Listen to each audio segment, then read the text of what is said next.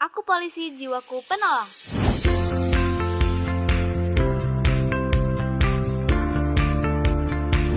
Apa itu jiwa penolong? Jiwa penolong adalah pikiran, kepribadian, sikap atau naluri dari seseorang untuk melakukan pertolongan, memperhatikan, dan mengutamakan kepentingan dan kebaikan orang lain dengan tidak mementingkan diri sendiri yang muncul secara tulus tanpa ada rasa pamrih.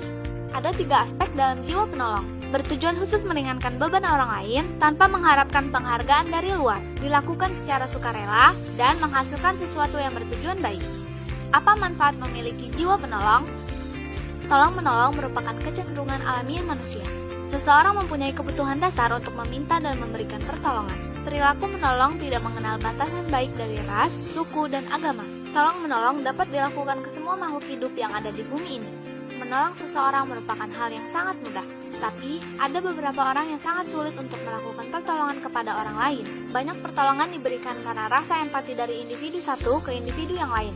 Tanpa sadar, dengan menolong orang lain, maka seseorang tersebut mengembangkan konsep dirinya, yaitu gambaran campuran dari apa yang individu pikirkan terhadap orang lain mengenai dirinya dan seperti apa yang dirinya inginkan. Mengapa jiwa penolong penting bagi anggota Polri?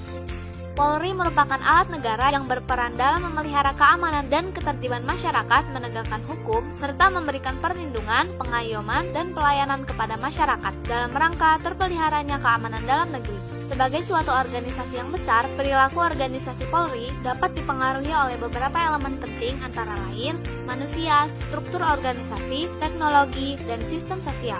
Anggota Polri sebagai salah satu elemen dalam perilaku organisasi Polri merupakan kelompok yang bersifat dinamis sehingga mudah dibentuk dan dapat juga berubah.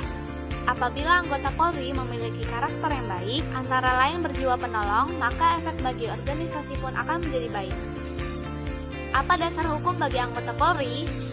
Tribrata, Catur Prasetya, Undang-Undang Nomor 2 Tahun 2002 tentang Kepolisian Negara Republik Indonesia, Peraturan Kepolisian Republik Indonesia Nomor 14 Tahun 2018 tentang Struktur Organisasi dan Tata Kerja Kepolisian Daerah, Peraturan Kepolisian Republik Indonesia Nomor 2 Tahun 2021 tentang Struktur Organisasi dan Tata Kerja Kepolisian Resor dan Kepolisian Sektor, Peraturan Pemerintah Nomor 2 Tahun 2003 tentang Peraturan Disiplin Anggota Polri, Peraturan Kapolri Nomor 14 Tahun 2011 tentang Kode Etik Profesi Polri, dan Peraturan Kapolri Nomor 2 Tahun 2016 tentang penyelesaian pelanggaran disiplin anggota Polri.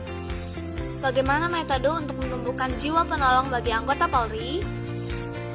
Anggota Polri sejak dalam masa pendidikan kepolisian telah ditanamkan nilai-nilai Tribrata sebagai pedoman hidup dan Catur Prasetya sebagai pedoman kerja Polri. Bahwa jelas disebutkan dalam Tribrata sebagai anggota Polri wajib menjunjung tinggi kebenaran, keadilan, dan kemanusiaan dalam menegakkan hukum, dan juga senantiasa melindungi, mengayomi, dan melayani masyarakat dengan keikhlasan untuk mewujudkan keamanan dan ketertiban. Selaras dengan itu, dalam Catur Prasetya, anggota Polri memiliki kehormatan yaitu berkorban demi masyarakat, bangsa, dan negara untuk menjaga keselamatan jiwa raga, harta benda, dan hak asasi manusia. Hal ini sejalan dengan apa yang diamanatkan dalam pasal 13 Undang-Undang Nomor 2 Tahun 2002 tentang Kepolisian Negara Republik Indonesia yang menyebutkan bahwa tugas pokok Polri adalah memelihara keamanan dan ketertiban masyarakat, menegakkan hukum dan memberikan perlindungan, pengayoman, dan pelayanan kepada masyarakat. Dengan senantiasa memahami dan mengamalkan butir-butir dalam Tribrata dan Catur Prasetya, maka akan tumbuh jiwa penolong dalam diri anggota Polri. Bagaimana agar jiwa penolong tetap terpelihara dalam diri seorang Bayangkara? Orang yang berjiwa penolong dipengaruhi oleh beberapa faktor, yaitu empati, yaitu kemampuan seseorang untuk mengenali, memahami, dan berbagi rasa dengan makhluk lain. Contohnya ketika seseorang mampu bersikap seakan berada di posisi orang lain sehingga terasa ketulusannya. Mempercayai dunia yang adil, mempercayai bahwa tingkah laku yang baik diberi imbalan dan tingkah laku yang buruk diberi hukuman. Tanggung jawab sosial, setiap orang bertanggung jawab untuk melakukan yang terbaik untuk menolong orang yang membutuhkan. Focus of control internal, dapat memilih untuk bertingkah laku, memaksimalkan hasil akhir yang baik, dan meminimalkan yang buruk atau sebaliknya.